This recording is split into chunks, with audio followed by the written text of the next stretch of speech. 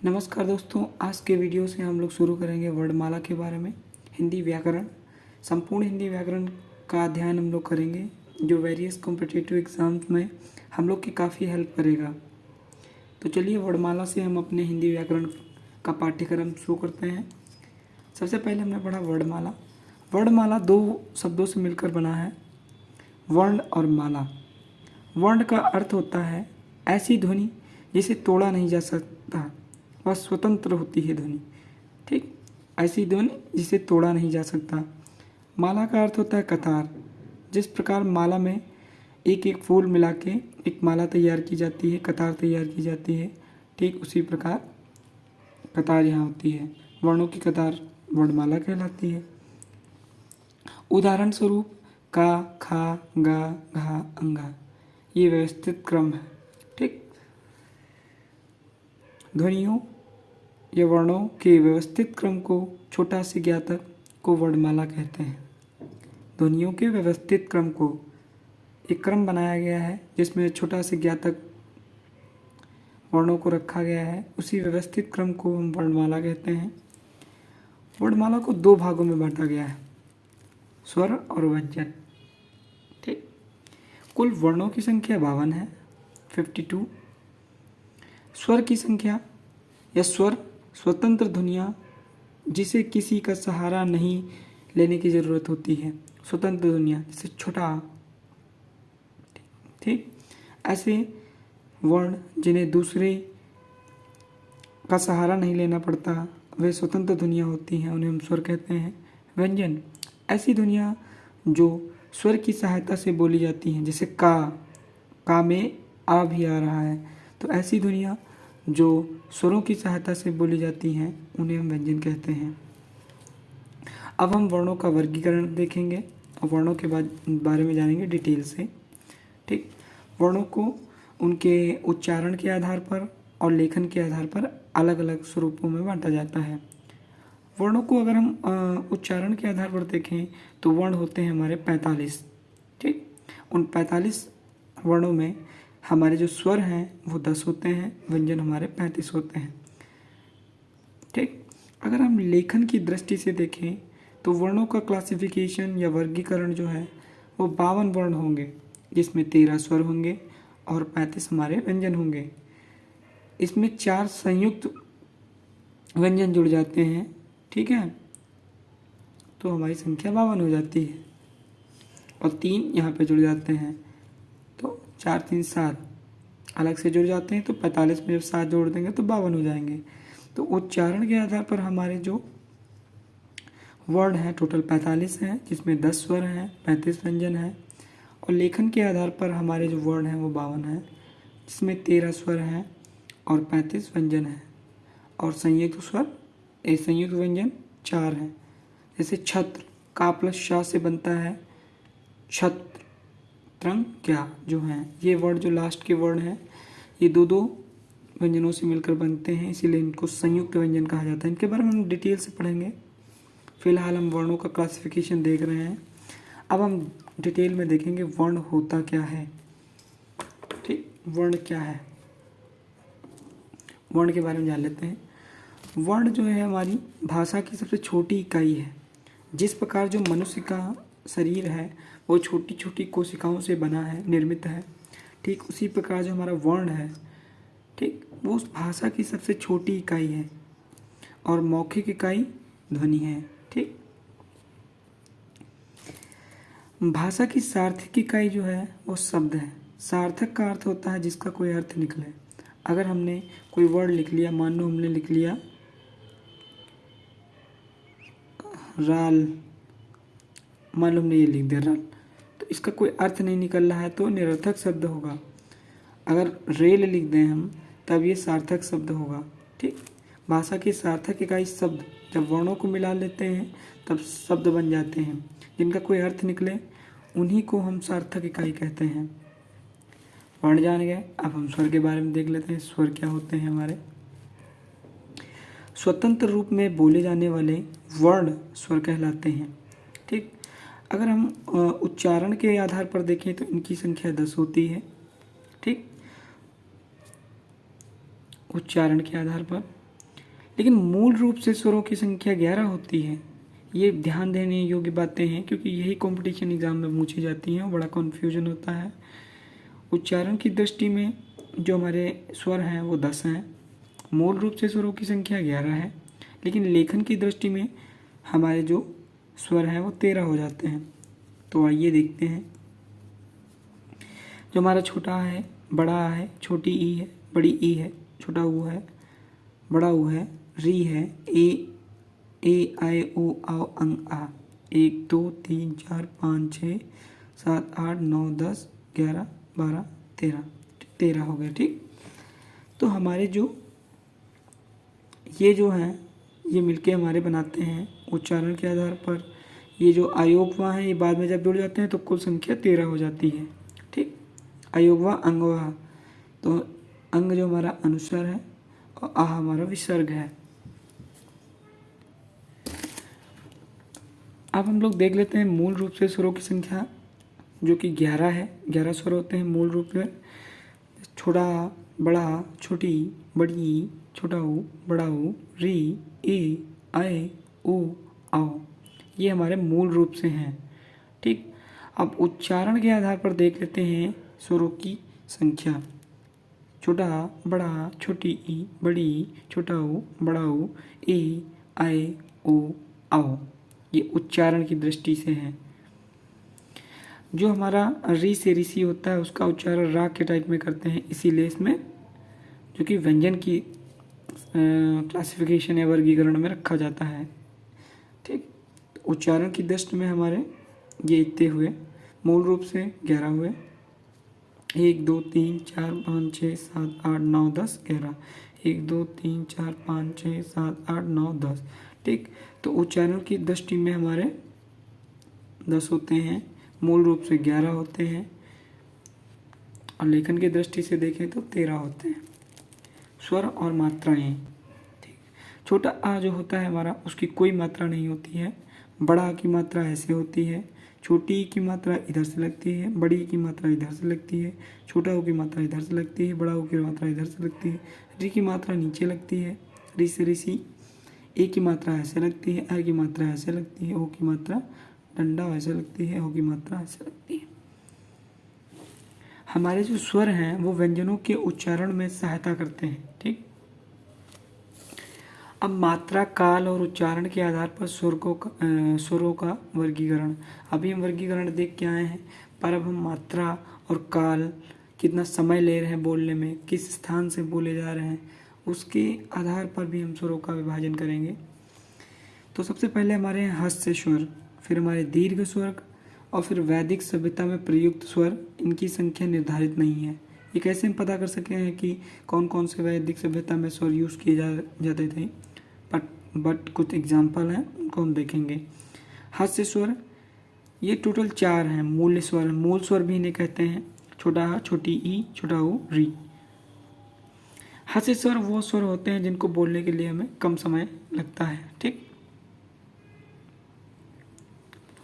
ठीक, एक मात्रा वाले जो होते हैं उन्हें कहते हैं दीर्घ स्वर। जिन्हें बोलने के लिए हमें ज़्यादा समय लगे वो दीर्घ स्वर हैं। इनकी संख्या 7 होती है। बड़ा, बड़ी, बड़ा ऊ, ए, आए, ओ, आओ। ठीक, ये 2 मात्रा वाले हैं। अब जो हमारे वैदिक सभ्यता में प्रयुक्त स्वर हैं इनकी संख्या निर्धारित नहीं है। जैसे फॉर एग्जाम्पल ओम ऐसे लिखा जाता है। ठीक,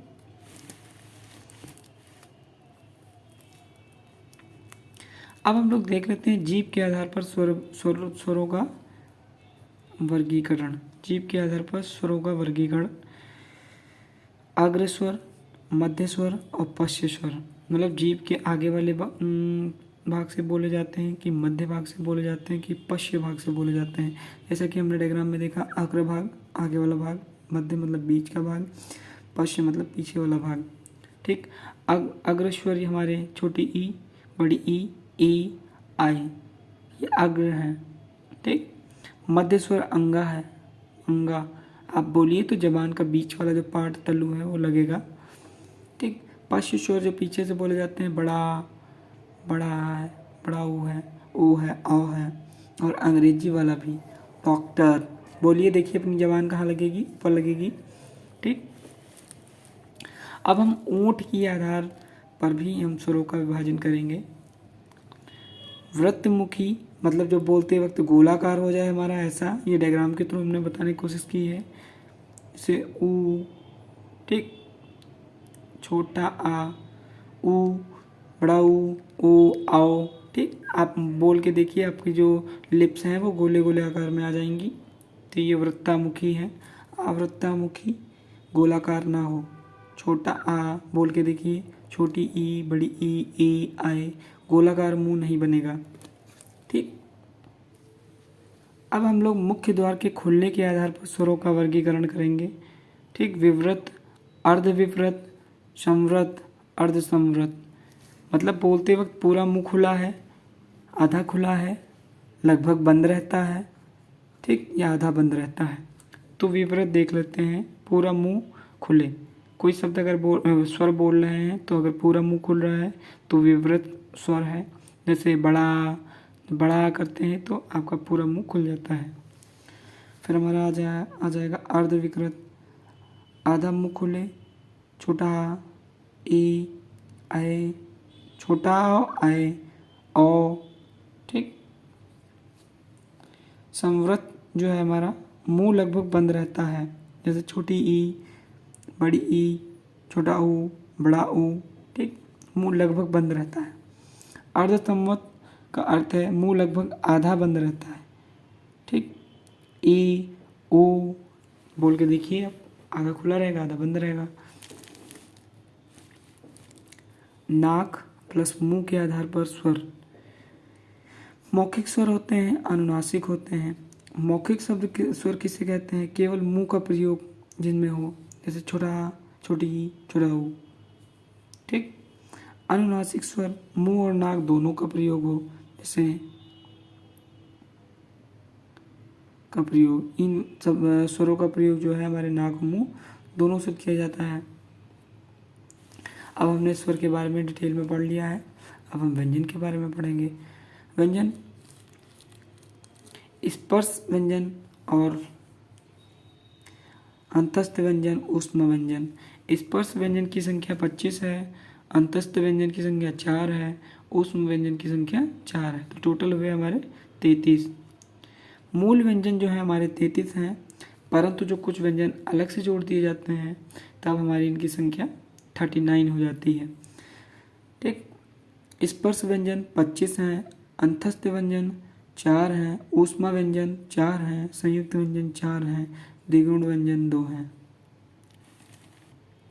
अब मूल व्यंजनों की संख्या टोटल 33 है, जिसमें स्पर्श व्यंजन 25 हैं। इनका वर्गीकरण देखेंगे हम लोग। परिभाषा पहले देख लेते हैं, स्पर्श व्यंजन होता क्या है। कंठ है, तालु है, को स्पर्श करते हुए निकलने वाली ध्वनियाँ। जो कंठ है और तालु दोनों को स्पर्श करती है उनको हम स्पर्श व्यंजन कहते हैं। भाई टच करके निकल रही है तालु को, जबान के ऊपर वाले भाग को। ठीक, जैसे का, चा, टा, ता, पा। ठीक, ये वाले जो वर्ड हैं। अब ऐसे क्वेश्चन भी पूछ लेते हैं, जैसे जा वर्ण किस वर्ग का है? तो जा किस में आता है? चा वाले वर्ग का है। ठीक, क, ख, ग, घ, अंग, च, छ, ज, झ, ञ, ठ, ठ, ड, ढ, अड़, ता, थ, द, ध, न, प, फ, ब, भ, म। ठीक, तो ये था हमारा। अब हम लोग देख लेते हैं पंचम वर्ण या नासिक के व्यंजन। अंगा है, इया है, अणा है, ना है, मा है। जो वर्गों के अंतिम वर्ण हैं उसे नासिक के कहलाते हैं। जैसे का, खा, गा, घा, अंगा। जो अंगा है लास्ट का वर्ड, पांचवा वर्ड है, उसे पंचम वर्ण कहें, पांचवा वर्ड या नासिक के व्यंजन। इसी तरह चा, छा, जा, झा, इया। इया लास्ट का वर्ड है या पांचवें नंबर का वर्ड है, इसलिए पंचम वर्ण या नासिक के व्यंजन कहते हैं। ऐसे ही ता, था, दा, धा, ना। ठीक, ना आ गया हमारा लास्ट में। ऐसे ही पा, फा, बा, भा, मा आ गया लास्ट में। अंतिम वर्ड या पंचम वर्ड या नासिक कहलाते हैं। अब द्विगुण व्यंजन देख लेते हैं क्या है द्विगुण व्यंजन। हिंदी और फारसी के योग से बना व्यंजन द्विगुण व्यंजन कहलाता है। मतलब दो भाषाओं से जो मिलते हैं, जैसे हिंदी हुआ, फारसी हुआ, इनके मिलने से जो व्यंजन तैयार होता है उसे द्विगुण व्यंजन कहते हैं। इसे उपक्षित व्यंजन भी कहते हैं। इनकी कुल संख्या 2 है, डा और ड़ा। ठीक है,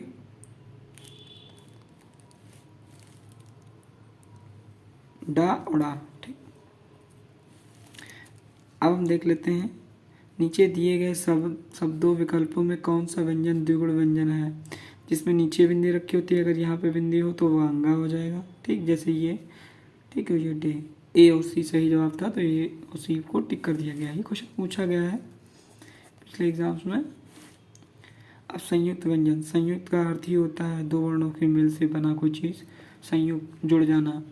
दो व्यंजन वर्णों के मेल से बने व्यंजन को संयुक्त व्यंजन कहते हैं। जैसे कि हमने स्टार्टिंग में ही डिस्कस किया था कि जो छा होता है वो का प्लस और शा से बना होता है। ठीक, का प्लस शा को जब हम मिलाएंगे तो छा बन जाता है त्रा, ता प्लस रा त्रा, ज्ञा, जा प्लस या ज्ञा, श्रा, शा प्लस श्रा। ठीक, आप कभी कभी पूछ लेते हैं ज्ञा किन दो वर्णों के मेल से बना है, तो इसको आपको याद करना पड़ेगा। ये याद कर लीजिए, इम्पोर्टेंट है। अब ऊष्म व्यंजन या संघर्षी व्यंजन। ऊष्म मतलब जिनको बोलने में ज़्यादा एनर्जी लगे, ऊष्मा लगे, हीट लगे, उनको हम ऊष्म व्यंजन कहते हैं। जैसे शा, ह, शा, हा। ठीक, ये तीनों प्रकार के शा और हा। So at the last let us see व्यंजनों का उच्चारण स्थान। व्यंजन कौन सा व्यंजन कहाँ से बोला जा रहा है, इसके बारे में देख लेते हैं। क, ख, ग, घ, अंगा, ये कंठ से बोला जाता है, कंठ से। ठीक, आ और बड़ा विसर्ग हा। ठीक, फिर च, छ, ज, झ, इया, ये तालु से बोला जा रहा है। बोल के देखिए, आपकी जबान लगेगी। ठीक, ठ, ठा, डा, ढा, अड़ा। ठीक, मूर्धा से बोला जा रहा है। ता, था, दा, धा, ना, दांतों के प्रयोग से, दंत के प्रयोग से बोला जा रहा है। प, फ, ब, भ, म, ऊँट, ऊँटों का इस्तेमाल हो रहा है। ध्यान से देखिए, इन वर्ड व्यंजनों का उच्चारण बार बार करिए और देखिए कहाँ से ये उच्चारित किए जा रहे हैं, तब आपको समझ में आएगा। क्वेश्चन, बड़ी ई का उच्चारण स्थान क्या होगा? अड़ा का उच्चारण स्थान क्या होगा, इसको बताएं। ये आपके लिए होमवर्क है। अगर आप नहीं बता पाते हैं तो आप कमेंट करिए, मैं बताऊंगा आपको। अंतस्थ व्यंजन जो है हमारे, इनकी संख्या कुल 4 है। या, र, ला, वा। या, र, ला, वा जो है हमारे अंतस्थ व्यंजन है। या, वा को अर्ध स्वर भी कहते हैं। ठीक, तो ये हमारा था फर्स्ट चैप्टर ऑफ हिंदी व्याकरण। If you like the content and you want more educational content like this, then please like and subscribe my channel.